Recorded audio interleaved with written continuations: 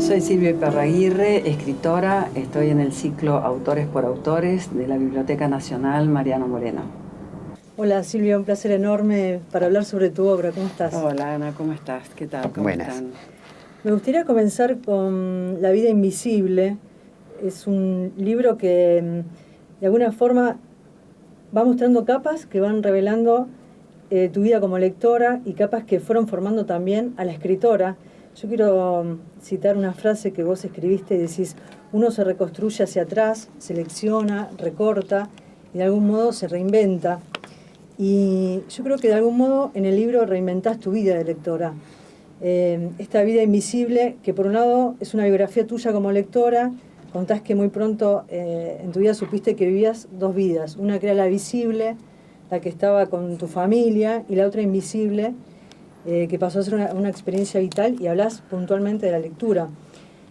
En la vida visible de la infancia vivías, me lo pregunto como una curiosidad, ¿no? Porque vivías esa fantasía contada por los personajes de esos libros. Bueno, yendo al principio, de lo que decías, uno se reinventa hacia atrás, porque este libro tiene un corte autobiográfico, es decir, fue una decisión contada. Se podría haber contado de muchas maneras la relación con la lectura, pero yo opté por la autobiografía, que fue la parte más difícil, porque no me es fácil hablar de mí misma ni escribir sobre mí misma, ¿no? Estoy más cómoda con la ficción. Pero bueno, sí, cuando uno recuerda, creo que es un hecho común que nos pasa a todos. Cuando uno recuerda hacia atrás tu infancia, vas seleccionando, de algún modo te reinventás desde el presente, desde el adulto que sos. No obstante, también digo que las huellas que deja un libro no se pueden reinventar ni reacomodar. Eso quedó en la memoria y es a partir de ahí que yo elaboro esa primera parte, que es esa reconstrucción de la infancia y la adolescencia hasta la llegada a Buenos Aires a estudiar, ¿no? Esa fue la primera parte. La segunda, ahora si me la decís de nuevo, te la digo. Sí, esa vida visible, por un lado, que me interesa mucho, porque es esa vida con la familia, esa vida con tu hermana, y por otro lado, esa vida invisible, que es tu mundo, esto que te decían a vos en tu casa: estás en Bavia, parece que estás en Bavia porque estabas leyendo, en ese otro mundo que se va recreando, y a la vez estos personajes que de alguna manera es como que se cuelan por la vida real. Totalmente así. Creo que no es patrimonio mío la vida invisible. Creo que cualquier lector experimenta esto, ¿no? Yo era muy lectora, espontáneamente lectora. Tuve la suerte de que en mi casa había muchos libros. Mi padre era lector, mi madre también. Tuve la suerte de la biblioteca de la casa de mis abuelos, una gran biblioteca. Entonces sí, me di cuenta que pasaba eso retrospectivamente. Es decir, yo tenía esa vida de que mi mamá me decía: te estamos hablando, estás en Bavia. Parece que yo cuando leía me abstraía por completo. Eso era, se decía en mi casa, me cargaban con eso. Y por otro lado estaba la vida de todos los días, que yo la hacía con toda la naturalidad posible. O sea, hacía todo lo que hacía todo el mundo. Cuando tenés 12, 13, 14, 15 años, te pones de novia, vas a fiestas, haces las rifas del colegio secundario para irte de viaje, el viaje de egresado. Es decir, todo eso seguía su curso de manera natural, pero evidentemente había una parte que fue cobrando cada vez más fuerza, que era esto que yo no comunicaba hacia afuera, que era la vida invisible, mi vida invisible. No tal vez tanto para mis padres, que se daban cuenta de la atracción que ejercía sobre mí la lectura, sino para mí y mi relación con amigos y compañeros y demás, donde yo un poco empecé como a ocultar que leía. Eso en la preadolescencia. En la preadolescencia, claro. Porque no podés ser la sabionda, viste, cuatro ojos, la cosa que se dice en los colegios. Entonces me importaba mucho pertenecer al grupo. De hecho lo hice, no hubo ningún trauma, ninguna cosa rara, estaba feliz. pero subterráneamente corría la literatura y eso me fue importando cada vez más. Ya vamos a hablar de la lectura en sí mismo, porque quiero ahondar en en ciertas reflexiones que vos has hecho. Okay. Pero me gustaría también, ya que estábamos hablando con Ana, esta cuestión de esa lectura, esa vida invisible, vos también señalaste en algunas entrevistas que los relatos orales formaban parte constitutiva de tu familia, ahí en Los Toldos, esa sala que es la biblioteca, como le decían tus tías. Exacto. Pero también el relato que forma parte y que vos hablabas de una especie de civilización y barbarie familiar, también te ayudó a darte cuenta del fenómeno del lenguaje. Me gustaría que nos cuentes esa experiencia también. Bueno, en mi vida personal, de mi hermana, mía, de mis primos, tiene mucho peso la casa de mis abuelos, tanto del lado maternos como paternos. Porque nosotros vivíamos con mis padres en otro lugar y los veranos eran esas casas, ¿no? Así que no era solo la casa de mis abuelos, sino la reunión con los primos, con tus tíos, hacer programas como ir a cruzar la vía, para otro hablo de mucho tiempo atrás, de pueblos chicos, de locos de pueblos, de personajes que nosotros les teníamos miedo, que salíamos a la noche, salía la viuda negra. Los relatos también de terror, vos los señalás, sí, tal cual. Y eso formaba parte de la vida familiar. Me acuerdo muy particularmente de la casa de mis abuelos, yo voy a decir españoles e italianos, porque es una especie de cruza muy argentina, tipo el dulce de leche, ¿no? Es una cosa típicamente. Mis abuelos paternos son españoles y vascos, mis abuelos maternos son italianos por las dos líneas. Así que tenía como dos universos que yo ahora los veo con mucha claridad, que los recibí con mucho afecto. Había mucho cariño en las dos familias extensas, no solamente en la nuclear. En eso con mi hermana siempre pensamos, y mis primos y primas, que fuimos muy afortunados, porque en los dos lugares tuvimos tíos que tenían tanto afecto como nuestros padres. Es decir, había unos climas en los dos lugares, climas de muchísimo cariño y preocupación por los chicos, ¿no? O sea que eso fue fantástico. En la casa de mis abuelos españoles estaba mi abuela, figura central de mi infancia y de mi adolescencia. Murió cuando yo tenía 25 años, fue la primera muerte que me golpeó. Una mujer extraordinaria, absolutamente extraordinaria. Había venido a los 7 años de León, España, con su mamá y sus dos hermanos. Su papá había venido antes, o sea, una clásica historia de inmigrantes, ¿no? Pero lo que me fascinaba de ella es que vino analfabeta, porque al tener 7 años no pudo hacer el colegio en España, y cuando llegó acá, hasta que se acomodaron y demás, ella aprendió a leer de sus hermanos. No obstante eso, me llegó a recomendar Los Miserables, por ejemplo. O sea, que era una mujer que además tenía una característica que a mí particularmente me señaló, que era la alegría, ¿no? Tenía una alegría natural para todo. Cantaba y cosía y barría y cosía y cantaba. Era maravillosa. Y entre las cosas que ella tenía como un acervo de su familia, era una cuestión de relatos y poemas orales. La cultura oral. Una cultura oral que no era patrimonio de ella, sino de los inmigrantes. Es decir, traían un acervo de historias y de poemas y de cuestiones con la naturaleza, con el campo, con las ovejas. Ellos eran pastores en España. Y todo el tiempo, para cada ocasión, tenía algo, ¿no? Una copla o una cosa. En la casa de ella fue la historia que contás de este misionero que viene un poco Sí, exacto. Cuando ella se casaron, fueron al campo con mi abuelo, que era lindero con los indios de Coliqueo, y ahí venía un misionero todos los años. Eran muy católicos.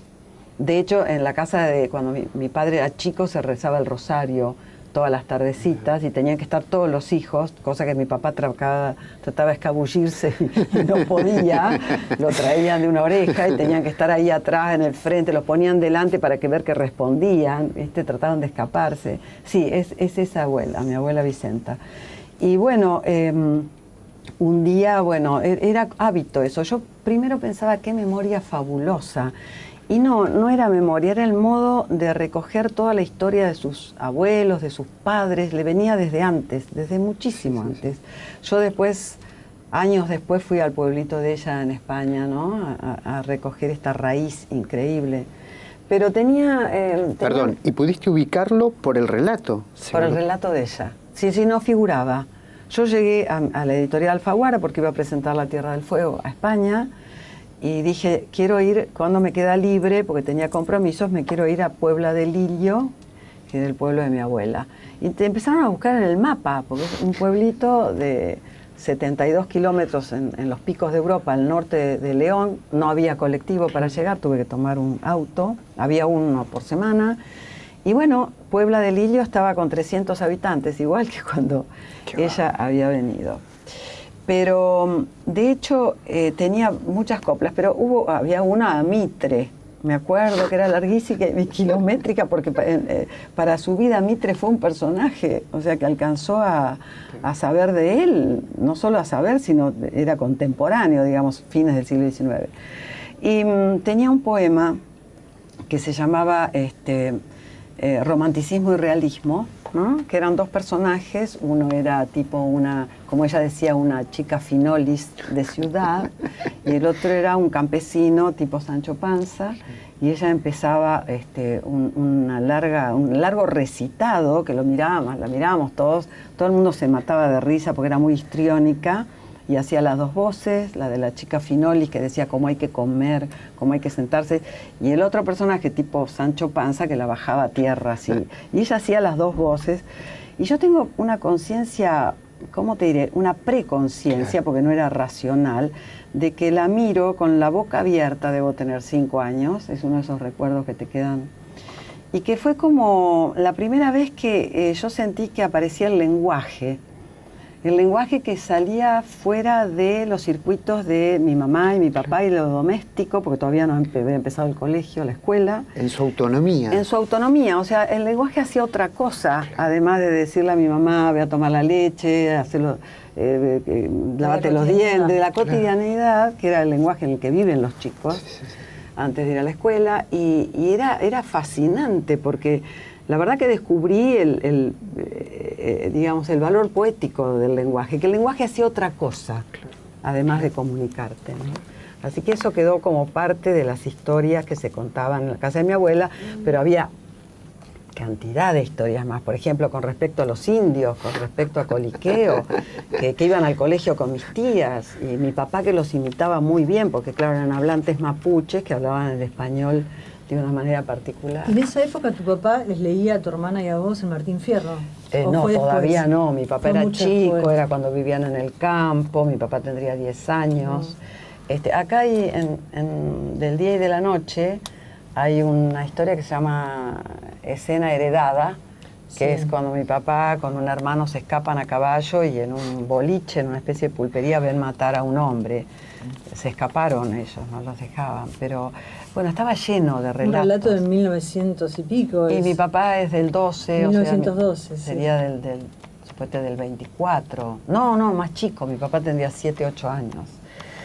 Así que se mezclaban un poco las tradiciones europeas de la nieve, del pueblo europeo, de las castañas asadas, de los inviernos con el río helado y la pampa, ¿entendés? Los indios, los mapuches, mi papá que hablaba mapuche, porque eran sus vecinos y en extraordinaria buena vecindad, no había ningún conflicto, ¿eh?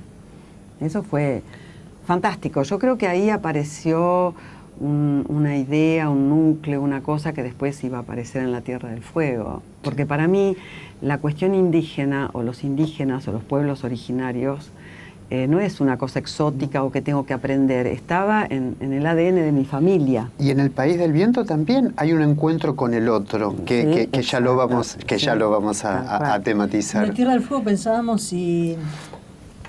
Saliendo un poco tal vez del eje que teníamos pensado en la entrevista, ¿no? Pero justamente creo que nos lleva al tema del lenguaje y la tierra.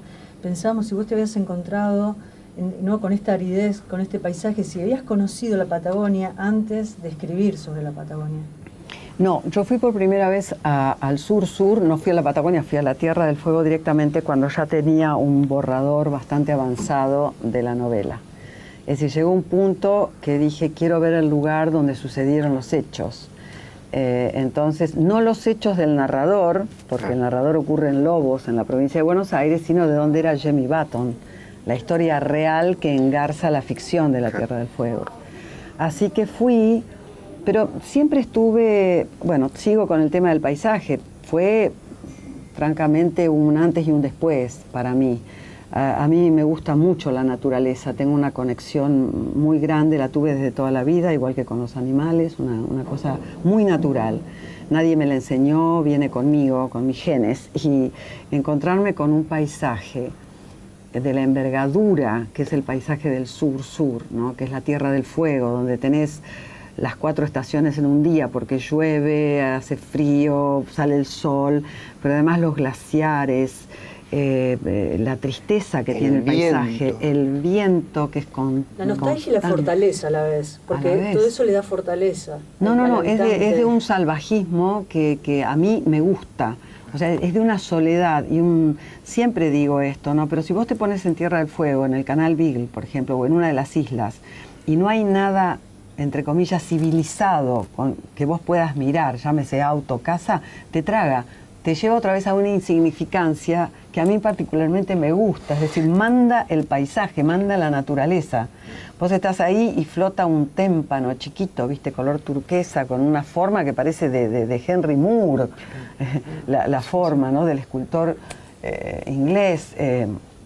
Bueno, me fascinó muchísimo, y cuando volví al borrador estuve un poco parada porque dije, ¿cómo le hago justicia a este paisaje, ¿no?, a través de la palabra? Era bastante difícil, pero no fue difícil en realidad, porque algo hay en mí que me inclina hacia la naturaleza, así que lo pude escribir, creo, sí. Y quedó muy diferente, digo, la reescritura de la novela, ¿no? Porque La Tierra del Fuego es una novela tuya que creo que es como una especie de bisagra en tu obra. Es una obra profunda, es una novela histórica que cuenta el viaje del capitán Fitzroy a Tierra del Fuego, justamente. Y esto no está destinado a reconocer y relevar las costas de la Patagonia en el año 1829. Su encuentro con Jemmy Button, que es un nativo yamana que se vuelve famoso en Londres. Bueno, él lo toma por rehén, el capitán, a cambio de unos botones de nácar, y le quiere inculcar estos valores, educar, evangelizar. Y ahí aparece Jack Guevara, ¿no?, que recibe esta carta de la Armada Real, que inclusive se pregunta cómo es que le llega esta carta, ¿no?, que viaja por muchos países y demás, y desde allí este viaje al pasado, ¿no?, y a narrar a partir de esta conexión. Digo, es una novela bisagra en tu obra. Sí, es una novela bisagra, fue una gran apuesta, fueron 4 años de trabajo. En realidad, cuando la escribía, por un momento tuve dudas, realmente me preguntaba, ¿le interesará a alguien la historia de Jemmy Button, un indígena del siglo XIX llevado a Londres?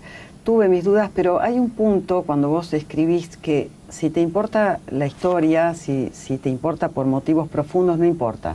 Es decir, lo demás no tiene la menor importancia, si se va a publicar, si no se va a publicar, si va a tener lectores, si no. Así que la seguí y la corregí muchísimo, tuve que hacer un trabajo formal muy fuerte porque incorporar los documentos que yo conseguí en Londres y hacerlos ficción sin cambiar una palabra, porque toda la parte del juicio es literalmente lo que dijeron los actores, digamos, los de la misión patagónica, los de la propia declaración de Jemmy Button en el juicio es textual, que la conseguí en la biblioteca de la misión patagónica anglicana en Londres. Y además con un gran reconocimiento la novela. Bueno, sí, después empezó su viaje que no dejó de asombrarme, por lo menos el primer año, porque ganó el premio de la crítica acá en la Feria del Libro como el mejor libro de todos los géneros, viste que sale el libro del año, sí. Ganó el Club de los 13, ganó el Sor Juana, me llevó a todas partes, desde La Paz a Chicago, de México a Frankfurt, de España a Londres, Francia. Te digo, salió y a los 2 meses estaba publicada en Alemania. Y, o sea, con respecto a esto, pues, en el País del Viento hay como una vuelta de tuerca y que tiene que ver con el misionero. Sí. ¿Que hay un punto de conexión ahí? Con Alan Gardiner. Sí. Sí. Sí, bueno, no, lo que pasa es que era todo parte de un material inmenso que yo tenía. Porque no solo tuve ocasión de consultar acá, en esta gran biblioteca, porque ahí descubrí la biblioteca, lo que es la Mariano Moreno, a pesar de tenerla toda mi vida, porque he hecho la facultad y la he consultado. Pero te aseguro que cuando yo empecé a reunir material para esta novela, para La Tierra del Fuego, tuve que venir a consultar a ver si había libros, qué había, y descubrí cosas impensadas, increíbles, como por ejemplo el libro de Lavater, del cual es fanático Fitzroy, que era un tipo que le gustaba la fisionomía, o sea, de Lavater, que pasaba por científico, un tipo que hacía rasgos, un escritor supuestamente científico, que te decía, bueno, esta nariz da persona perezosa, este mentón es de delincuente, una especie de prelombroso. Sí, claro, claro. ¿No? Y bueno, me encontré con ese libro acá, y no solo el libro, sino con una edición de 1811, que yo digo, en esa época no se hacían tantas reediciones. Es posible que el libro del cual era fanático en inglés, Fitzroy fuera esa edición, que estoy leyendo la misma edición que leía Fitzroy en el barco. Y eso me maravilló, me maravilló. Pero no solo, después fui 16 veces al sur, no solo a Tierra del Fuego, que la conozco palmo a palmo, por tierra, por costa, por mar, sino a la Patagonia en general. Pero yo recogí tal cantidad de material, tal cantidad de historias, porque allá la historia está en la superficie. Hablas con una persona y me dice, uy, mi abuelo fue el que pasó por primera vez en trineo una carta de Ushuaia a Río Grande. Como dice uno de los personajes, esta tierra donde todo se inventa por primera vez. Por primera vez. Sí. La primera vez que bajó un avión, y no es, viste, 2 siglos atrás, es en el 29. Claro. Entonces la historia está ahí, aflora, todo el mundo tiene cosas, los pioneros, hay una calle que se llama Los Pioneros, en Ushuaia, que es la gente que fue por primera vez, y eso fue a instalarse. Y eso fue como lo de mis abuelos acá, fue a fines del siglo XIX, en el XX. Los lavaderos de oro, lavaderos de oro También está, sí. ¿Cómo es? De Popper.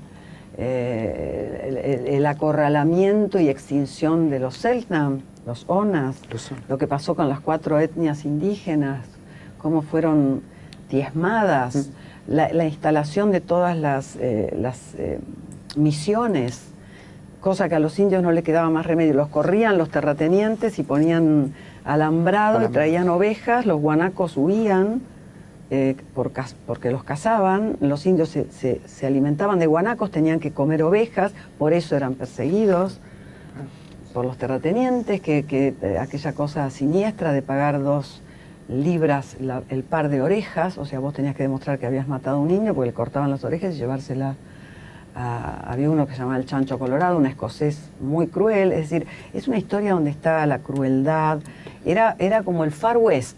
Acá era el Far South, ¿no? El lejano sur, sin ley, no había ley.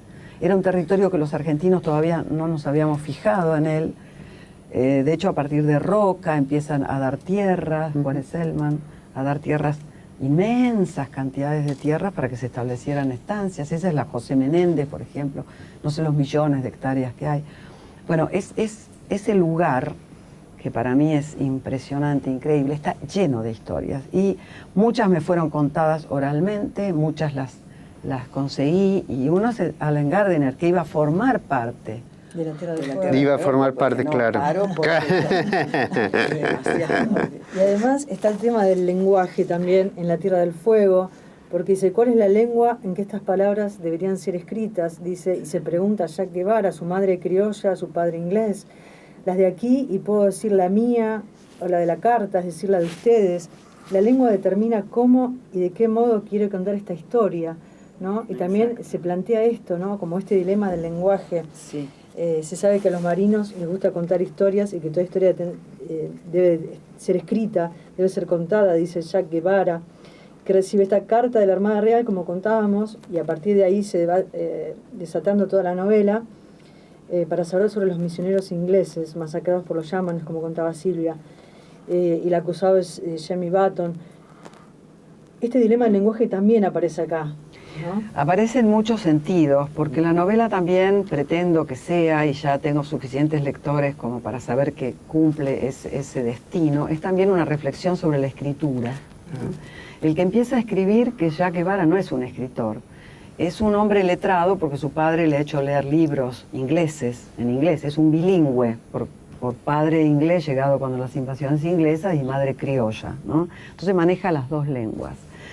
Y se resiste además en escribirlo en inglés, ¿no? Se resiste. Claro, porque él dice, él ha tomado una decisión, tiene 53 años, ya ha navegado por el mundo entero, es un marino como su padre, pero cuando decidió establecerse, buscó el lugar de su madre, ¿no? La buscó pampa, la llanura. Él es un gaucho rubio, ¿no? Es un tipo que se crió en la pampa, andando a caballo, viendo a los indios y todo, pero rubio por su padre, inglés. Entonces él toma una decisión previa a esto, que es venir a vivir a Lobos, donde había quedado esa casa del padre, que el padre inglés la hizo con ladrillos, cosa que era rarísima en la época, porque era todo adobe. Y él se estableció, o sea, es una primera elección de él encontrar este lugar que era su patria, digamos, de la cual él se va a los 17 años. Vuelve y se instala. Ahí le llega la carta y a él empieza la duda. ¿Le va a contestar al almirantazgo británico o no? ¿En qué lengua lo tiene que hacer? Y es toda una decisión ideológica, te diría, del personaje. No, lo voy a hacer en la lengua materna, yo estoy instalado acá, y ya no quiero contestarle al almirantazgo británico, quiero contar mi historia, mi propia historia. Y ahí es como que empieza...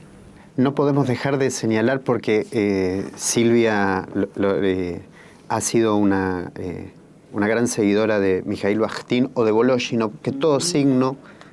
En el signo se juega la ideología. Por supuesto. Entonces me parece que claramente es una decisión ideológica la lengua. Todo lo que tiene que ver con el lenguaje es ideológico. No en el sentido limitado que nosotros usamos la palabra ideología para ideología política, sino en el sentido más estricto de la palabra. Es ideología porque implica valores, o sea, un conjunto de valores que vos los expresás, tu lengua expresa un sistema de valores, en el que te criaste, en el que te educaron, donde entra todo, la política, lo que vos crees del mundo, todo eso es la ideología, en un sentido extenso lo usa Bakhtin, no Sí, claro. Yo creo en tal ideología. El signo es la arena política, ¿no? El signo es la arena política, donde luchan los signos, sí, es la arena ideológica del lenguaje. Así que las palabras me parece bárbaro porque se cruza un poco la teoría con la ficción, pero en un sentido, yo te diría, benévolo. Total. No es que yo tomo una Bakhtin y digo, uy, me propongo, sino que ya me constituye, entonces lo uso. Resuena. Son ecos. Totalmente. Son ecos. Entonces, al mismo tiempo que dice, toma la decisión de escribir, del lenguaje escrito, también yo creo que esto quise, y creo que se nota, que opere en él como una especie de humanización. Yo acá le doy un valor a la escritura, ¿no? Como autora. Sí. Entonces él al principio tiene esa chinita que es graciana, analfabeta, que está para todo servicio, que se acuesta con él, que le lleva el mate, que le trae la comida, pero es casi invisible para él. En la medida que él empieza a escribir y que ella lo mira atónita porque no sabe qué está haciendo, le resulta de lo más intrigante que hace este hombre todas las noches que se ha puesto a escribir, él se va humanizando, va comprendiendo no solo la historia de Jamie Button, sino su propia historia. Va entendiendo quién fue, que creo que eso es lo que ocurre con toda escritura, ¿no? Y con toda historia por contar. Vos vas descubriendo qué querés contar a medida que vas avanzando en la escritura de un texto. Y esto le pasa a Guevara. Por eso al final de la novela, él dice, tengo que crear un lector para estos papeles sin destino, y hace el mismo gesto que hizo el padre, saca todo de la mesa, pone el candil y se le va a enseñar a leer a Graciana y ella va a ser la destinataria, ¿no? Le crea un lector a la propia novela, o sea, al texto que ha escrito durante 5 meses. Y hablando del lector, ¿de qué manera en algún momento de tu vida fue como irrumpir en ese mundo privado y tal vez que haya caído ese velo de la lectura? Vamos al momento en que conociste a Abelardo Castillo y a los 21 años un amigo tuyo te lleva al Escarabajo de Oro, donde estaba Abelardo. Ahí lo conociste, lo viste por primera vez, pero en realidad a los 22 años, en el 69 lo conociste, te casaste con él en el 76. Sí. Y con él contás en La vida invisible que empieza tu educación literaria. Él fue el que le quita ese velo y fue una especie de lector y también de maestro en tu vida. Completamente, completamente. No solo mi maestro, fue maestro de mucha gente que pasó por mi casa, ¿no? A lo largo de 40 años.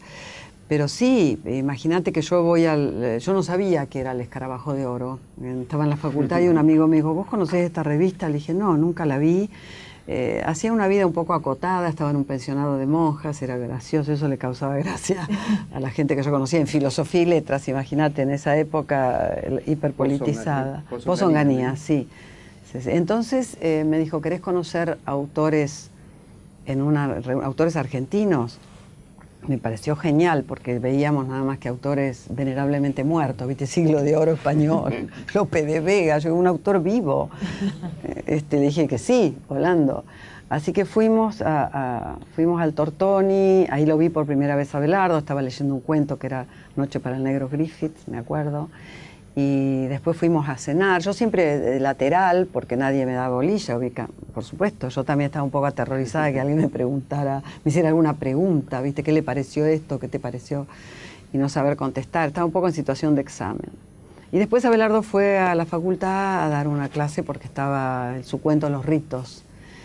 Y bueno, fue genial, sí, él decía que hizo un grupo para conseguir mi teléfono, porque yo me fui antes de la clase. Yo decía, ¿le digo que lo conozco o no digo? ¿Viste? Porque fue a la clase, dio la clase de literatura argentina, era una cosa completa. Era típico que sucediera eso, que Abelardo fue invitado para dar esa clase, ¿no? No era típico para nada. Estábamos en gobiernos militares, Abelardo era un tipo de izquierda. Es decir, era casi increíble que pudiera estar en una clase, ¿no? Claro. Era una época que vos tenías que dar la libreta universitaria a la policía para entrar en la facultad. Por eso digo, era típico, no era normal que sucediera eso, que él fuera a dar... No, por eso. Que fuera a la facultad, sí. No era típico. Ah, te entendí, era atípico. Sí. Era atípico. Era típico, por eso. Completamente, Era típico, sí, no, desde ya era un caso raro. Sí. Bueno, como yo lo conocía del año pasado... Decía, me acerco, le digo que lo conozco, le digo de vos, le digo de usted. No, me fui antes que terminara la clase. Y él vio que yo me iba, entonces después me llama una compañera y me dice, che, ¿sabés qué bárbaro que Castillo accedió a darnos un curso paralelo? Porque se veía muy mal literatura argentina. ¿Te querés anotar? Sí, le digo, pero sí, bárbaro. Y bueno, y Abelardo dice que después disolvió el grupo porque ya no había conseguido mi teléfono. La alumna que quería. Silvia, vos recién, Ana, te preguntaba sobre Abelardo Castillo, alguien que ha sido muy importante en tu formación. Como decías vos, no solo la formación literaria, sino también que era un interlocutor para esa vida invisible. Y acá quiero vincular distintas cosas de tu obra y que tiene que ver con la vida invisible y también con otra parte tuya que tiene que ver con tu formación académica, el Instituto de Lingüística y el CONICET, que ha formado parte de tu vida. Sí. Vos señalas en un trabajo tuyo el lector como cómplice. Sí. Y yo quiero vincular esto, porque en ese seminario taller sobre lectura señalas algo que también está presente y muy presente en la vida invisible, que la lectura nace asociada a una fuente principal de placer, que es la libertad. Primer punto. Segundo, esa lectura creativa, o sea, hablas de dos lecturas, si se puede decir. Una lectura, un primer acercamiento espontáneo, hedónico, placer, sí. Y que hay tantas lecturas como lectores, por un lado, pero también hay una práctica social que es la lectura, y vos ahí vas a utilizar un método que es la lectura intervenida, ¿verdad? Sí, sí. Entonces, me gustaría, porque me parece que recorre y que se complementa tanto Abelardo, tanto lo que señalás en La vida invisible, como lo que vos tematizaste en este, que es ayudar a formar redes conceptuales, esa práctica social, que es una práctica que es individual, pero que es dentro de un contexto de producción. Sí, exactamente. Bueno, ahí se reúnen varias cosas. Es decir, en principio Abelardo como modelo de lector. Lo conocí muy joven. Yo había leído, pero infinitamente menos. Me llevaba 13 años, entre 22 y 35, 36 se nota, después ya no, pero al principio sí. Y sobre todo las lecturas. Abelardo a los 35 años ya había leído, lo dijo él millones de veces, ya había leído todo lo que leyó, ¿no? Así que el primer aprendizaje con él, que fue fabuloso, es que uno puede poner en cuestión lo que lee, que puede haber contradicciones entre autores y libros, entre autores entre sí. La idea esa que vos decís de salir de la mirada superyoica de la crítica literaria. Exacto. Digamos, la facultad que yo hice, que fue endeble, dadas las circunstancias en la Argentina, pero en realidad después lo he hablado con alumnos míos y de hecho la facultad te forma con mucho acento en la crítica y en la teoría. Tal es así que en el seminario de posgrado que yo doy en la UBA, que se llama en la carrera de especialización de procesos de lectura y escritura, yo les digo que dejen la teoría de lado, porque la gente de letras viene, se pone en el carril de la teoría y no habla por sí misma, que es lo que yo quiero encontrar, un lector natural, no un lector trabajado por la crítica. Les cuesta mucho y todos coinciden, a pesar de la época diferente de la mía, de que te formatea un poco la facultad, ¿no? Te formatea con lecturas, te formatea con una visión crítica, porque evidentemente cada profesor da un tipo de programa que a él le interesa y le gusta. El coto cerrado que señalás vos. El coto cerrado, o sea, hay una cosa sesgada. De hecho, por ejemplo, en el último seminario de cuentos de Nabokov, nadie había visto a Nabokov en la facultad de letras. O sea, habían visto otras cosas, ojo, yo quiero a mi facultad, la quiero, he vivido toda mi vida, seguí 30 años en el CONICET más, trabajé en la investigación, sigo dando clase y la quiero. Empecé en Independencia, pero hay que ver también, hay que ser crítico constructiva de la facultad. Así que ese tema de la crítica acerca de lo que lees, tu crítica personal, tu autoridad natural para decir un libro me gusta o no, hasta que tenés elementos conceptuales para defender eso y argumentar, ¿no? Ese es el crecimiento de un lector. Yo lo aceleré por Abelardo, porque él me ponía en cuestión una cantidad de cosas para hacerme pensar, y además porque era un tirabomba natural. Esa contradicción, ¿no? Esta contradicción y este juego entre los autores. Claro, o decirte, no, mira, no es así, porque fulano dice tal cosa, y le falta, a esta teoría le falta esto, o a lo que me daban en la facultad le falta esta otra parte, y no está, ¿entendés? Y este concepto se choca con otro. Entonces, empiezo a dejar una lectura muy guiada de la facultad, una lectura ingenua, la empiezo a dejar y empiezo a darme cuenta de la complejidad de la cosa, es decir, que ser lector implica operaciones complejas y de otra índole, que no se limita a saber qué anécdota te cuenta un libro, ¿no? Sino que el escritor está situado... Social, claro, y aparece la situación del autor, de saber quién fue, en qué circunstancias de producción produjo ese libro, cómo lo escribió, etcétera. Que era algo que yo en realidad traía intuitivamente, porque vos no aceptás nada de manera tan fuerte si no lo traías antes de una manera, digamos, intuitiva o natural.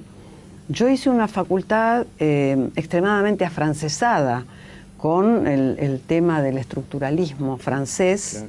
Genet, así a rajatabla, cosa que sacaba el sujeto y sacaba la historia, ¿no? O sea, había una despersonalización. Por esas cosas paradójicas de la vida argentina, los militares estaban en contra del estructuralismo, cuando en realidad el estructuralismo saca al sujeto y saca la historia. O sea, vos podés estar en contra de Bakhtin, que pone el sujeto, pone la historia, pone el sujeto en la vida cotidiana, en la vida social. No, pero era al revés. Entonces, lo que Abelardo me enseñó, esta cuestión dialógica, no dialéctica, porque la dialéctica es mecánica, ¿no? Sino dialógica del diálogo perpetuo que vos estableces con otro lector, en principio, como era él, ¿no? Porque yo era bastante díscola, en el sentido que no quería que me avasallara, entonces estaba siempre el pero, sí, pero, y discutíamos muchísimo, y esa discusión fue genial, porque siempre digo que yo aprendí más en los 2 primeros años, 3 que estuvimos juntos, que en toda la facultad que hice, lejos, y teniendo la biblioteca a mano de él. Entonces, ahí se junta esto es previo a mi encuentro con la teoría bastiniana, claro, ¿no? Pero está este diálogo con el libro que vos hacés cuando rompes una lectura ingenua, que es la que tenés que hacer cuando tenés 12, 13, 14, que tenés que creerte lo que te dice el libro, te tiene que gustar la historia, pero después, si te vas a dedicar a algo o te gusta la literatura, tenés que sortear eso e ir a otra dimensión de la lectura. Por eso, muchas veces señalo en la gente que viene a mi seminario, que da clase, que una cosa es leer, que hacemos todos, algunos con más agudeza que otros, porque hay gente que lee muy agudamente y no tiene por qué haber hecho la carrera de letras. Es una persona aguda que lee muy bien, y hay muchos buenos lectores en la Argentina. Pero otra dimensión de la lectura es la lectura literaria, que no es la lectura primaria que vos hacés. Es una lectura más específica, donde vos empezás a darte cuenta de los procedimientos que usó el autor.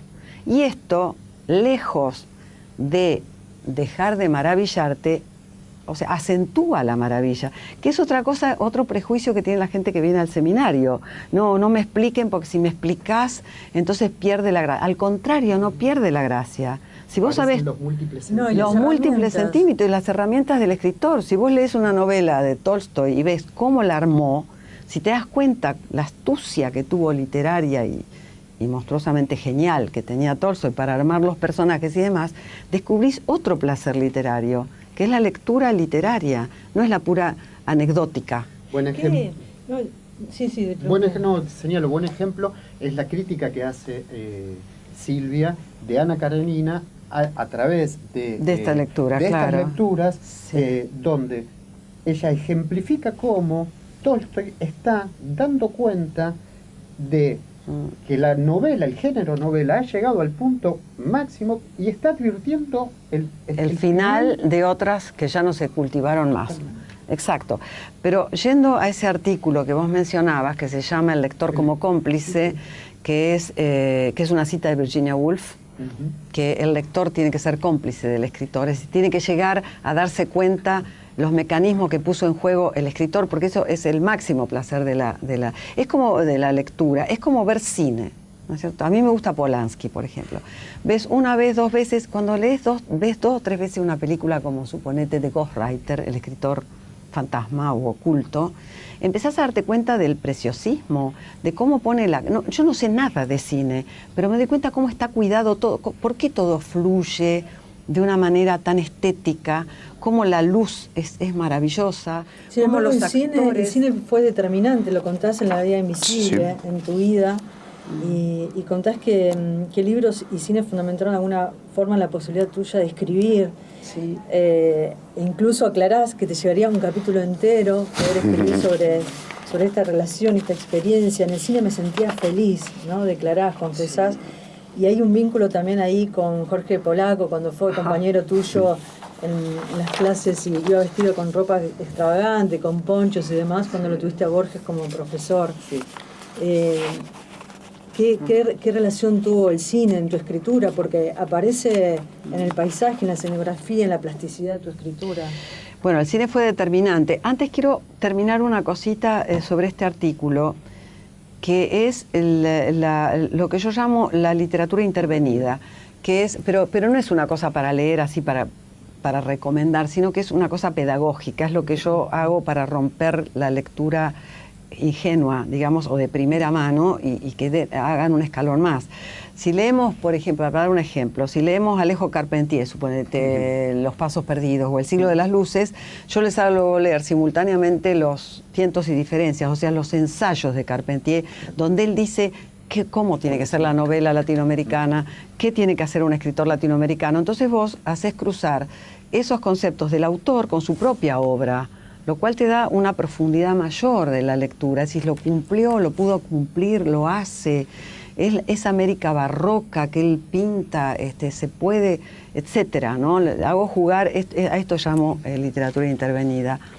Ahora, el cine.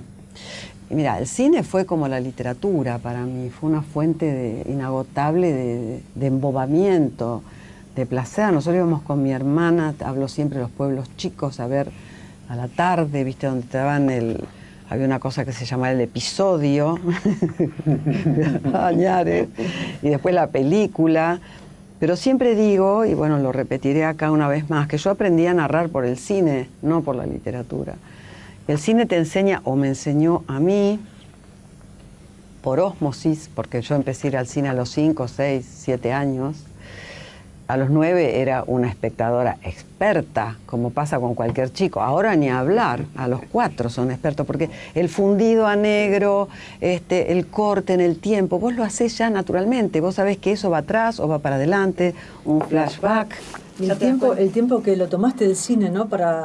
O sea, como forma de narración para la literatura. Claro, porque ¿qué hace el cine? Por ejemplo, que yo me di cuenta, después supe que lo sabía, pero de una manera natural porque me lo enseñó el cine. El cine rompe el tiempo, que es lo típico que hace lo audiovisual, que es lo simultáneo. Ahora estamos filmando, pero al mismo tiempo que tenemos ropa, o sea, vestuario, que tenemos palabras y que tenemos imágenes, es una superposición de códigos, vos lo ves todo junto. Entonces, con el cine, yo aprendí, sin darme cuenta, la ruptura temporal. Es decir, que pasaba una cosa cuando el personaje era chico y había un salto que aparecía de 20 años y nadie te explicaba nada, era natural, así pasaba. O tenía 20 años e iba para atrás cuando era chico el personaje. Quiere decir que ese aprendizaje, que es narrar con la ruptura temporal, yo lo aprendí del cine. Después, mucho tiempo después, con este proceso que te digo, que empiezo a leer de una manera que nos dijo, me doy cuenta de la literatura. Pero primero y principal en el cine. Y aparte que creo que soy una persona hipervisual, más que auditiva, por ejemplo, ¿no? Es decir, tengo una memoria visual totalmente involuntaria. Yo voy a un lugar y después me preguntas qué había o cómo era, y me acuerdo. Me acuerdo de los lugares, tengo una gran ubicación en el espacio, que era al revés que Abelardo, que era un desconcertado total, despistado completo, que no salía del subterráneo y no sabía para dónde agarrar. Y yo era como la brújula ahí, que vamos para... Y no lo creía al principio, después decía sí, era para allá. Pero bueno, creo que eso se combina para que a mí me importe dar una idea visual cuando escribo, que sea lo más estrictamente se acerque a la imagen que yo tengo en la cabeza. Voy a tomar la ruptura del tiempo del cine y quiero ir para atrás, para la época de las revistas literarias. Y Abelardo dijo, cuando se hizo la edición facsimilar de Grillo de Papel, El Escarabajo de Oro, El Ornitorrinco, que son ediciones facsimilares que hizo la Biblioteca Nacional, sí. Y él dijo, un lugar que siempre sentí que debía tener un intelectual para decir lo que tenía para decir, ¿no? Y creo que ahí es como una especie de sentencia de ese espacio y de esas capas y esa dimensión que quiero saber qué te llevó a vos o qué aprendizaje, qué capas y qué dimensión te dio a vos como lectora y como escritora las revistas literarias. Bueno, en principio y primordialmente porque diste en el eje de lo que Abelardo pensaba de tener una publicación independiente. Está en los diarios de él y está en el diario que estoy editando y corrigiendo el segundo volumen. Él dice, políticamente lo que pasa, tendría que tener una revista para poder decir todo lo que quiero decir. Es decir, una revista quiere decir la libertad total. Las revistas no eran pagas, no se solventaba con nada, entonces se podía decir estrictamente lo que quería decir. A él le piden de un diario, esto es una anotación del diario de él, me piden de tal diario que pueda escribir lo que quiera sobre X. Dice, ya sé lo que significa eso, lo que quiera. Y después dice, voy a probar, ¿viste? Y páginas después se comprobó que no es lo que quiera. Entonces constantemente vuelve la idea de la publicación, que es una tradición en las literaturas de todo el mundo. Los escritores han tenido grupos de revistas en todas las literaturas. Poe mismo, que era un autor venerado por Abelardo, empezó en las revistas literarias. Entonces, para él era eso, poder expresar todo lo que pensaba. Era un hombre de una integridad tremenda, creo que el hombre de mayor integridad que yo he conocido, ético. No hizo ninguna concesión, jamás. Hemos vivido muy pobremente, muy pobremente en la época de la dictadura, como muchísima gente en la Argentina, y como gente de ahora que vive.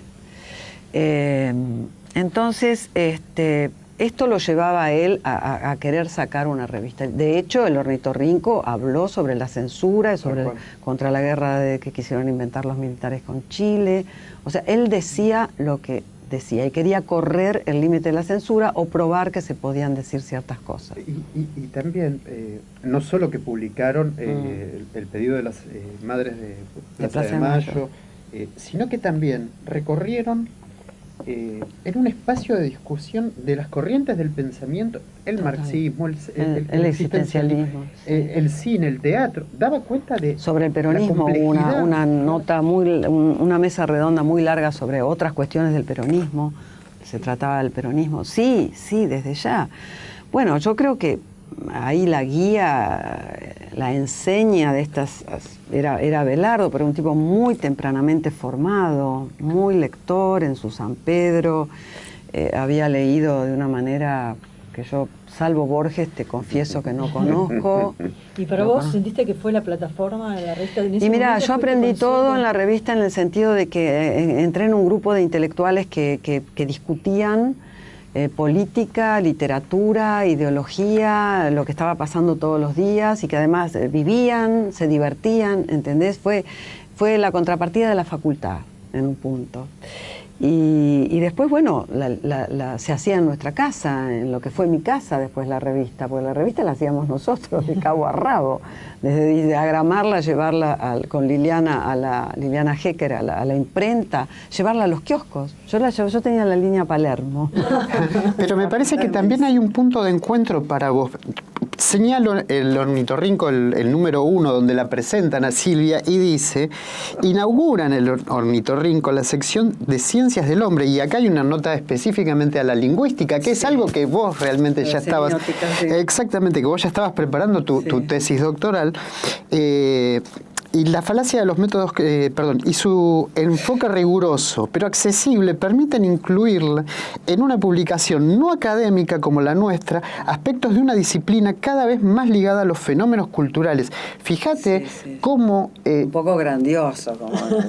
Pero lo que sí señalo es cómo, además de dar cuenta de no solo la discusión con el peronismo, no solo la figura del intelectual, no. está también... Yo te diría que Abelardo tenía un radar en la cabeza, es decir, porque podía haber dicho, bueno, esto no era solamente porque yo era su mujer. Totalmente. Eso nunca sucedió entre nosotros, la verdad, jamás.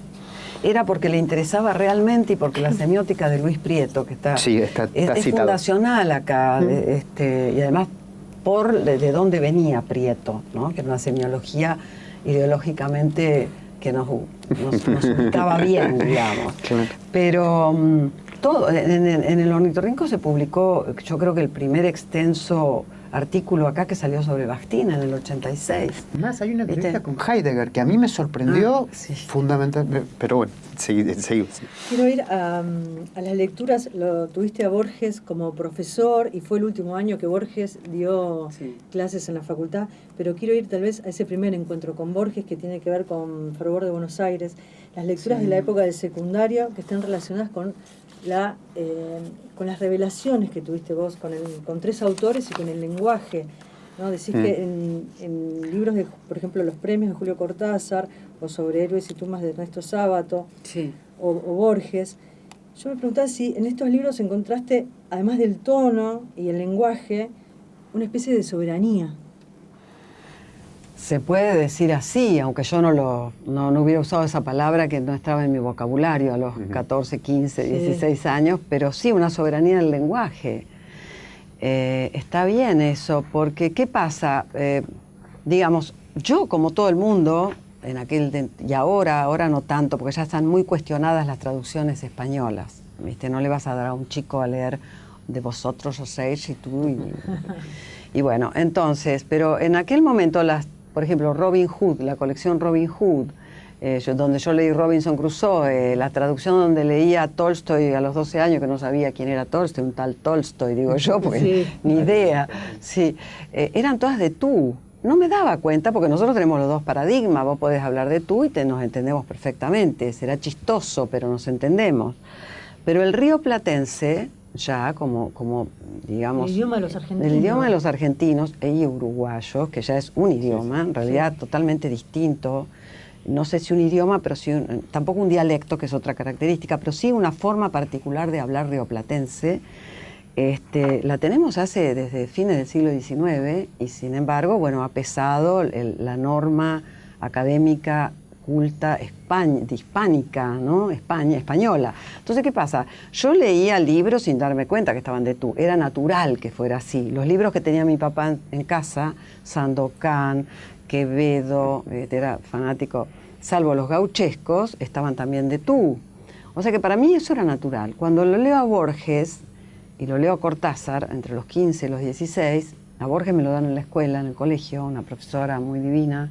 Los otros porque estaban un poco en el aire, viste, alguien, no me acuerdo quién es, injusto, pero no me acuerdo. Pero entonces veo una literatura de voz, una literatura con el che, hablando con che, el vocativo, hablando en un idioma que era el que hablaba en la calle, lo que se hablaba la gente. Y me dio una especie de impresión favorable, buenísima, una especie de respiro, que dije, ay, esto es impresionante. Descubrí la literatura argentina. No es que no la hubiera leído, porque El Matadero y Martín Fierro, todo lo lees. Después aparece Sarmiento, ¿no? Que Claro. la prosa de Sarmiento, de una importancia no solamente en Argentina, sino en América Latina. O el Echeverría del Matadero, El ¿no? Matadero. Echeverría en El Matadero hace una cosa impresionante. Por supuesto que ideológicamente es el unitario, que viene con la montura inglesa, no voy a contar El Matadero, que llega al faenamiento de reses, que en una época de cuaresma, que no hay carne, imagínate en Buenos Aires, pero Rosas dice, bueno, que se faenen 50 novillos y están todos como en un jolgorio. A este escenario de brutalidad pintada con mucha brutalidad, extraordinaria fuerza, extraordinaria, de hecho es nuestra acta fundacional de la literatura argentina, 15 páginas, ¿no? Acá entra el unitario, todo vestido a la inglesa, bueno, y ese cruce. ¿Qué pasa? El unitario habla de vosotros, pero es de el cruce ustedes. de las lenguas. Claro, eso es lo que ve Echeverría con una anticipación brutal. Entonces, él dice, vosotros salvajes, sois unos salvajes. Así habla el unitario. Y los matarifes, los gauchos, hablan de vos. Y ponen el che. Incluso usan la palabra tetas, que es en el 1839, dice, la negra achurera se guarda las achuras entre las tetas. Así dice. Entonces, es una especie de foto de cómo se hablaba ya en la Argentina en 1839-40, o sea, el vos estaba totalmente instalado, el che estaba instalado, pero la norma culta, o sea, si eras culto hablabas como en España. Pero ¿qué triunfa? Triunfan los gauchos matarifes, o sea, lo que nosotros hablamos ahora es lo que hablaban los matarifes del Matadero. Con tu lenguaje. Me encuentro con mi lenguaje, pero de una manera diferente, porque esto yo lo había leído en el colegio, y había leído fragmentariamente a Sarmiento, pero era como historia argentina. Cuando leo a Sábato, a Cortázar y a Borges, era acá y ahora. Ocurría en el Parque Lezama, ocurría en Buenos Aires, en la London, como pasan los premios. Borges me hablaba directamente. Y después terminaste conociendo a los tres, ¿no? En diferentes Después situaciones. sí, Borges sí, fue sí. tu profesor, pero además tuviste la oportunidad después de tener un encuentro con él. Hay una foto en La Vida Invisible. Lo vi muchas veces a Julio Borges, Cortázar sí. en ese encuentro mágico en tu casa, En casa, ¿no? sí. Donde aparece Los la bares música de- de Charlie Parker. Sí. Los Casi Pirindines del mágicamente. bajo. No lo quería decir. Sí, Y bueno, pero incluso Sábato también. eso fue, bueno, Borges viene por mi lado porque fue mi profesor, lo conocí mucho, estuve en su casa de la calle Maipú, su departamento, muy modesto. Hablé muchas veces por teléfono con él.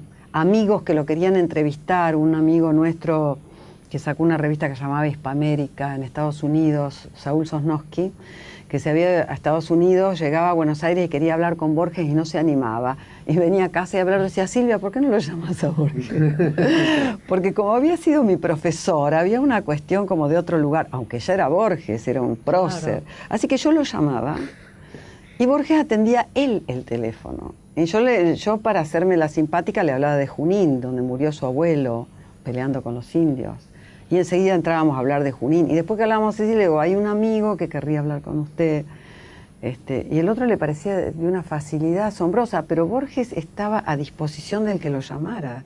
A mí me impresionó mucho y fue una de las cosas que me impactó de La vida invisible, cuando vos decís, Borges es un autor que se ha hecho parte, pareciera como de la topografía, ¿no?, de tu vida como escritora, ¿no?, que es quien te ayuda como a repensar o a pensar la escritura, tu forma de escribir, ¿no? Es como que forma parte de ese mundo. Claro, es que lo que yo digo es que le dedico un capítulo a Borges, porque, digamos, cuando un autor, que es lo que yo trato de decir ahí, forma parte de tu actividad mental, como cuando vos estás pensando en literatura, yo soy escritora, todo el tiempo con Abelardo, con amigos, con gente, estás celebrando salidas de Borges, humor de Borges, el sarcasmo letal que tenía, porque haciéndose el simpático decía cosas que te dejaban, que te enterraban, la ironía, que lo conozco de primera mano porque así era dando clase. Entonces, cuando eso forma parte, como digo yo, de tu actividad mental, vos estás escribiendo, decís, uy, aquello que dijo Borges, o con Abelardo que hacíamos competencias, él me decía, de cómo empieza tal cuento, cómo empieza el fin, y yo decía, o yo le preguntaba a él esta frase, cuando nos asombrábamos de la sintaxis asombrosa de Borges, con gente de acá, con gente de afuera, que venía a mi casa y que sigue viniendo, entonces ese autor pasa a formar parte de lo que yo llamo tu actividad mental como lector y como escritor. Hay una cercanía con él, como tengo también con otros escritores extranjeros, pero con Borges es muy directo porque habla nuestro idioma, ha defendido nuestro idioma a morir. Por ejemplo, si quieren divertirse, relean las alarmas del doctor Américo Castro, ¿viste? Donde se burla de este tipo español tan solemne. Es fundacional Borges en el humor y en el idioma argentino, eso sin duda. Incluso lo mencionás, ¿no? Decís es el más argentino de nuestros escritores, sí, ¿no? Cuando él menciona la palabra patria. Sí. Acá hubo una confusión desgraciada, pero inevitable, porque yo creo que los argentinos somos hiperideologizados, ¿viste? Para un lado, para el otro, para donde sea. Y cuando Borges sale en los años 50, perteneciente al establishment cultural argentino, con Victorio Ocampo, Bioy Casares y demás, por supuesto que era una élite intelectual de la clase alta, era muy, muy marcado por la clase. Así que toda la gente de izquierda, y el peronismo ni hablar, lo raleó como una especie de tipo vendepatria, todas estas cuestiones de tipo anglófilo, ¿viste? Pro-inglés, pro-imperialismo, pro-imperialista, ¿no? Hay una carta de Abelardo del año 61 a Victorio Ocampo, cuando cierran el Grillo de Papel, lo cierra Frondizi. Salen 6 números, de hecho, del Grillo de Papel. Claro, y él le pide a Sábato si no le podría decir a Victoria Ocampo si no firmaría ella un pedido para que la revista pueda salir. De nuevo, la cerró la censura, y ella le contesta que no, porque son rebeldes procastristas, ¿viste? Pro revolución cubana y bla, bla, y bla, bla. Entonces Abelardo le contesta, tenía en ese momento 24, 25 años, diciéndole que bueno, que acepta, pero que no son tirabombas procastristas, que sí defienden la revolución cubana, pero que, por ejemplo, a Jorge Luis Borges no lo toman por su ideología, sino por la fantástica prosa de Borges, ¿no? Que rescatan, que era una lucha de trascendencia entre la derecha que lo tenía apropiado y la izquierda que no lo quería. Entonces había una cosa esencial que hacer, una especie, como se dijo después, una operación, que es sacarlo a Borges por lo que era esencialmente sus libros y olvidarse la parte de las barbaridades que a veces decía sobre la realidad o ideológica. No quiero terminar la entrevista sin hacer algunas menciones a El País del Viento, me gustaría puntualizar en dos cosas. Me encantaría hablar mucho más porque tenemos para hablar mucho más, pero...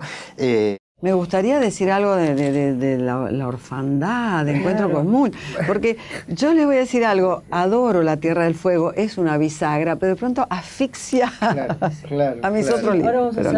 Quería hacer dos puntualizaciones con respecto a El País del Viento, y que tiene que ver con, por un lado, el encuentro con el otro que habíamos señalado, que es un encuentro dispar. En ese derrotero que vas estableciendo en los cuentos, el encuentro con el indio no siempre es igual. A veces puede haber acercamiento, a veces puede haber astucias del indio como en 24 kilos de oro, a veces puede haber inteligencia o un desencuentro a partir de las tachuelas. Y el otro punto que yo también quería mencionar y que tiene que ver, que para mí fue muy fuerte, es esa cosmogonía que vos armás a través de Quillé, el guanaco. Sí. Quería que una breve reflexión de esas dos puntualizaciones. Bueno, de hecho, una de las cuestiones de La Tierra del Fuego básicas era poder ver al otro, que el otro fuera el blanco, no siempre el indígena americano visto por el viajero europeo, que era prejuiciosa, esquemática, el salvaje y demás. Esa fue la posibilidad última de La Tierra del Fuego, ver esta óptica. Acá también aparecen indígenas, pero en una relación diferente, ya no es principios del siglo XIX. Hay un cuento que se llama En el sur del mundo, que quiero mucho, que es una mujer blanca que acosada en Gaiman, ocurrió algo parecido, viste, rodeados por tehuelches, lo que hace una mujer que acaba de tener un bebé es entregárselo a la mujer tehuelche para ver si logra, y ahí se hace una distensión. Es un encuentro amoroso. Es un encuentro amoroso, es un encuentro en el amor, claro. Es decir, está por pasar una catástrofe, los indios lo rodean, los blancos están con las armas gatilladas y ella se abre paso y le pone su hija que acaba de nacer hace 2 semanas, lo único que atina a hacer es darle lo máximo que tiene y se lo pone en brazos a la india, y cuando la india la agarra y le mira la carita, bueno, todo se disuelve en la no violencia, digamos, ¿no? Que es una cosa que me interesa muchísimo. Y después, bueno, las otras son relaciones, o trato de hacer una cosa divertida, como en 24 kilos de oro, mientras los buscadores de oro se matan a tiros, como en el oeste, los indios los miran desde afuera y le sacan todo, no le sacan el oro, que les importa un bledo, le sacan las ovejas, las herramientas, las velas, que para ellos les encantaba, era como golosinas, ¿entendés? Entonces los esquilman, pero de los víveres, de las cosas que tienen realmente valor, el oro no les importa. Hicimos un recorrido de Silvia como lectora, ¿no? Desde chica, y de qué manera también tu relación con la facultad, yendo a tu obra, y hablábamos de La Tierra del Fuego como una bisagra, pero tal vez es porque es una novela histórica muy potente, pero quiero tomar una frase de Encuentro con Munch, donde decís: a todos nos sucede alguna vez en la vida algo extraordinario, y hay algo de estas historias y de esto extraordinario en cada una de las novelas, incluso de los cuentos, donde por ejemplo del día y de la noche uno se encuentra con esos textos cortos y breves, pero fascinantes, como la historia esta del bar, donde entra una chica que está lloviendo, y cómo, de qué manera en esa historia tan corta uno se queda impactado con esto que alguna vez tal vez nos pasó, ¿no? De entrar a un bar y pensar qué está pensando cada uno que está en ese bar. Es el británico. El británico. Adoro los bares. Silvia, y por ejemplo en el Encuentro con Munch es una novela autobiográfica, ¿no? Te nombraron madrina de un barco en Noruega. A partir de La Tierra del Fuego me pidieron un libro para homenaje a La Tierra del Fuego. Le fue también ese libro de fotos con Florian von der Fecht, un fotógrafo fabuloso.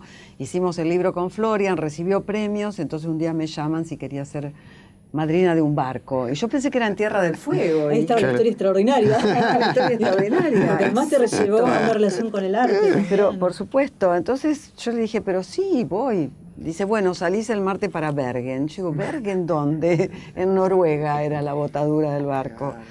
O sea, me cargaban, me decían mis amigos, practicá con una botella de Coca-Cola, ¿viste?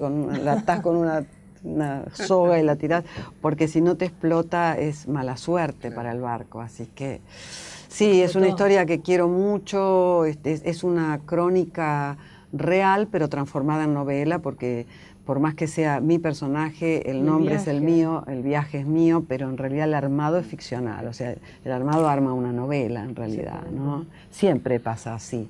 No hay una cosa autobiográfica cuando escribís. Porque... Y en relación a las novelas o los cuentos o los relatos, ¿dónde es el lugar donde te sentís, tal vez que está tu obra, la esencia de tu obra? Ay, no podría decirlo. Yo disfruto mucho en la novela, pero también acabo de escribir un par de cuentos que aparecen a veces.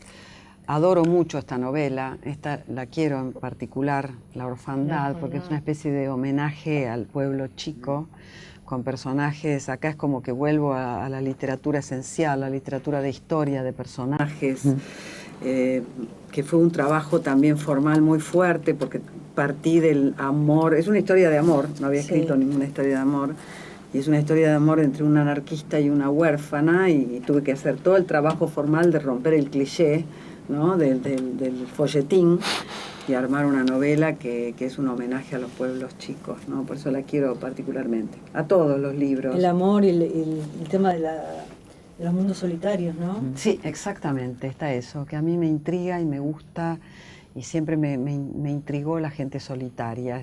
Ahí veo personajes yo, me interesa mucho eso. Te preguntaba porque ¿dónde te sentías como en tu espacio de escritora? Porque está esta plasticidad y es como una especie de relato diferente, ¿no?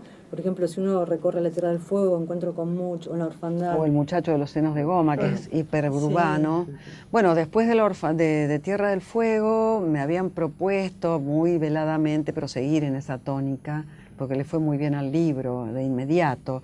Pero yo quería salir de ahí porque me interesa también mucho lo urbano, o sea, la contraposición entre el pueblo, o sea, mi vida, digamos. El pueblo que dejé en la infancia y lo que eso significó, y la ciudad que me enseñó. Es un aprendizaje urbano que la ciudad te enseña cuando sos de afuera. Y ese es El muchacho de los senos de goma, que a mí me encantó escribirla, es de la época de Menem, así que salté del tema del sur y me fui al tema urbano, que es un tema que también me apasiona. Quiero cerrar con una frase que escribiste, con unas palabras que escribiste en La vida invisible, y vos decís: pienso en 3 modos de enfrentar el destino de escritor en una misma generación. Faulkner se encierra en su mundo, Hemingway se exilia, Scott Fitzgerald se sumerge en el ojo del huracán. ¿Cuál es tu propio destino como escritora? Y yo diría que yo me sumerjo en el ojo del huracán. ¿Por qué? Pues no por elección, sino porque vivo en mi país, porque mi país me importa, porque me importa supremamente la gente que vive en mi país, conozco el interior, me gusta la gente simple, sencilla, con la que yo me conecto, la única que me conmueve realmente, la gente que no tiene nada. Eso no es ideología barata, sino que es una cosa que traigo conmigo. O sea que este es mi lugar, esta es mi raíz, yo escribo desde acá, o sea que estoy en el ojo del huracán, como estamos todos, más o menos. Pero yo creo que es capital para un escritor tener mucha conciencia desde dónde escribís, ¿no? No podés escribir, yo no podría escribir, creo, como ha hecho muchos escritores y extraordinarios, en otro lugar. No sé, no me ha tocado, no me he exiliado. Pero yo necesito mi país, mi gente, el habla de los argentinos, necesito mi lengua, mis afectos, mi gato, mis plantas. Necesito la Argentina. ¿Qué le voy a hacer? Soy argentina. Gracias, Silvia, un placer enorme. No, gracias a ustedes. La Tierra del Fuego, primer pliego. Lobos, 1865. Hoy, en medio de esta nada, sucedió un hecho extraordinario. Tan de tarde en tarde la llanura rompe su monotonía interminable que cuando el punto vacilante en el horizonte creció y fue un jinete, y cuando pudo deducirse que su dirección era la de estas pobres casas, ya la impaciencia nos mandaba esperarlo. Si es que puede llamarse impaciencia el mirar silencioso y obstinado clavado en el horizonte. Cierto que era un hecho inusual, pero su verdadera dimensión, la dimensión que horas después cobraría para mí, no podía siquiera sospecharla cuando desde mi casa, apartado una legua de las otras, lo veía venir recto hacia nosotros. Digo nosotros pensando en el puñado de vecinos dispersos que forma lo que llamamos el caserío de Lobos. A unas 200 varas lo vi cambiar el rumbo hacia el oeste. Pude distinguir su perfil y el pelo alazán del caballo. Era mediodía. Ya en el almacén, me dijeron, el hombre preguntó por mí. Le acercaron algo de comer y de tomar mientras mandaban a buscarme. Una carta a mi nombre en el Correo del Sur que pocas veces, por no decir ninguna, se desvía hasta aquí. El peoncito que me mandaron agregó, sin bajarse del caballo, lo que le habían dicho que dijera, que solo en mano me sería entregada. Observé al hombre antes de entrar. Parecía locuaz. Traía noticias de la guerra con el Paraguay que imaginé a medias ciertas, a medias inventadas.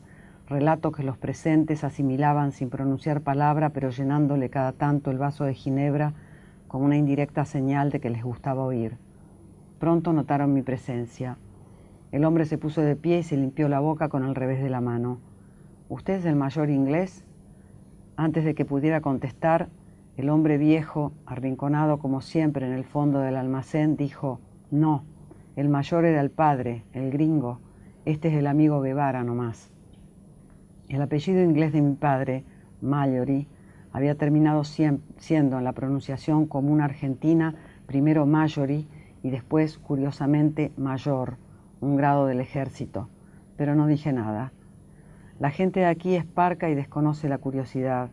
Sin embargo, para mis vecinos y letrados, la carta, todo el gesto del hombre un tanto solemne de buscar en la alforja y extraer estos papeles amarillentos, sobados y sellados, de mirarme como si debiera constatar un vínculo entre mi cara y lo que me daba, o como si por mi misma inexpresividad, supongo, desconfiara de que fuera yo el destinatario, la entrega de la carta tuvo algo de misterioso. Los presentes miraron el pliego lacrado con desconfianza analfabeta, como se mira un objeto capaz de desencadenar acontecimientos imprevisibles. Ahora puedo asegurar que la carta, el hombre que apareció y desapareció en la llanura y lo que acabo de relatar comienzan para ellos a pasar insensiblemente al olvido. Aquí, en Lobos, la monotonía de los días es como un río poderoso y lento que desgasta los hechos hasta reducirlos a una piedra pulida, más tarde a un grano de arena, después a nada. Para mí, sin embargo, se cumplió el designio sospechado por mis vecinos y la carta operó, en efecto, un cambio imprevisible. Como prueba de esa mutación, señalo un hecho por completo ajeno al orden natural de mis días y que sucede ahora bajo mis ojos, sobre esta mesa, el acto o la determinación de escribir. Como prueba de esta mutación, señalo un hecho por completo ajeno al orden natural de mis días y que sucede ahora bajo mis ojos, sobre esta mesa, el acto o la determinación de escribir. La orfandad. Viajaba junto a la ventanilla abierta, esposado. Ráfagas de cardales color púrpura corrían junto al terraplén. Al fondo, el horizonte se movía en una lenta curva hacia adelante. El aire caliente le daba en la cara y él entrecerraba los ojos sin poder apartarlos de los matorrales de pastos altos y amarillos, de las manchas oscuras de los montes, lejos. Bajo el sol de diciembre, el campo que nunca antes había visto le provocaba asombro, el estupor de que en esa inmensidad su padre no hubiera logrado, después de años de espera, una parcela. También era cierto que el viejo había sido siempre orgulloso y terco. Su padre, campesino, alentado por las promesas de los folletos oficiales repartidos en la Liguria, había terminado en una curtiembre y años después enfermo en una casa de barracas saturada del humo del brasero que su madre mantenía encendido. Recordó la puerta abierta y en el marco el oficial de justicia mostrando el despido. Sin saber cómo, a los 14 años se encontró embistiéndolo a ciegas. Su madre lo sujetó como pudo mientras el otro gritaba en la calle: «A ver si te aplico la ley de residencia, gringos anarquistas», y levantaba el sombrero del barro. Algo encerrado en su interior, algo escondido que traía en la sangre, había estallado aquel día, tan temprano en su vida. Una fuerza oculta y quizá, pensaba ahora, malsana. Tenía razón don Miguel, la ira minaba todo lo que hacía. Acciones que creyó injustas, como su casamiento con Antonella, habían sido proyecciones de su orgullo, de su rebelión, tal vez de su resentimiento. El día de su condena se había prometido cambiar. No sabía bien cómo. pero Bautista Pisano se regía por propósitos. El primer paso sería contemplar el campo sin rencor. Aflojó la mandíbula. Sus ojos chocaron con la mirada de uno de los custodios, fija en su cara. Por la ventanilla entró de golpe un enjambre de flores ingrávidas y blancas que giraron enloquecidas sobre sus cabezas. Una vino a posarse sobre la gorra entre sus manos y la fuga de imágenes se cortó, devolviéndolo del todo al vagón de tercera. Iba rumbo a su condena en una cárcel de la que nunca había oído hablar, en San Alfonso, un pueblo desconocido. Para 15 minutos a cargar agua y sigue, le comentaba el guarda a uno de los custodios, el mismo que lo había estado mirando y que en un momento después le ofreció un cigarrillo, un hombre flaco, de cara larga y huesuda, oscurecida por la barba. Los dos oficiales venían de civil. Pisano aceptó y fumó, apoyando los codos sobre las rodillas. El otro hombre, de cara colorada y cuerpo macizo, sacó un pañuelo del bolsillo trasero del pantalón y se secó el sudor del cuello. Cuando apagó el cigarrillo, Bautista volvió a su postura anterior. Con la gorra entre las manos, hubiera costado darse cuenta de que viajaba esposado, pero si había algo que el viajero no pretendía ocultar, era su condición de preso. El campo se hizo arboledas, cercos y casas dispersas. El tren frenó un trecho largo entre el estruendo de hierros y explosiones que resonó vibrante en el aire lleno de humo. Un resplandor agudo se alzaba de los rieles y hería los ojos. En la puerta del vagón, con el atado de ropa bajo el brazo, Bautista leyó en letras blancas sobre fondo negro San Alfonso. La estación era grande, en el estilo de los ingleses. Las paredes mostraban avisos de propaganda. Compre usted en la mejor casa de Buenos Aires. A Cabezas. Largos bancos de madera contra la pared. Hierroquina Bisleri. Puertas de postigos verdes daban al hall central y sala de espera. A Pisano le gustaron el andén y la estación, tan amplios, pensados para el desplazamiento fácil de gente y equipajes. El custodio flaco fue a averiguar los horarios de regreso. Él y el otro oficial esperaron. Unas señoritas se dijeron algo al oído. La poca gente que había advirtió su situación. 2 años más tarde, Bautista leería en El Imparcial, el periódico local, la escena de su llegada al pueblo y la versión a la que había quedado reducida su historia. Pero en aquel diciembre de 1926, bajo el sol de las 5 de la tarde que aplastaba las sombras contra la tierra dura, levantó la cabeza y se dispuso a enfrentar esta nueva etapa de su vida.